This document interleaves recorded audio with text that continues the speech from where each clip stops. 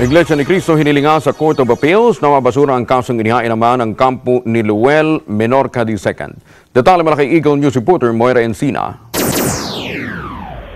Ipinapabasura ng Iglesia ni Cristo sa Court of Appeals ang kaso na inihain ng kampo ng itinawalag na si Luel Menorca II laban sa pamunuan ng INC sa pagdinig ng Court of Appeals 7th Division sa petition for writ of amparo at habeas corpus na inihain ng mga Menorca.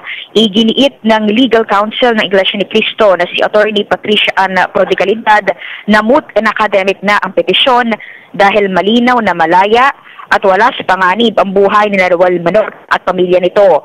Bagamat ipinagbabawal sa rules ng korte ang motion to dismiss sa mga petisyon gaya ng writ of amparo at habeas corpus, ay peculiar o kakaiba in si case dahil wala naman sa kustudiya ng Iglesia ni Cristo sina Menorca at ito ay nasa panig na ng mga petitioners at mga abogado nito.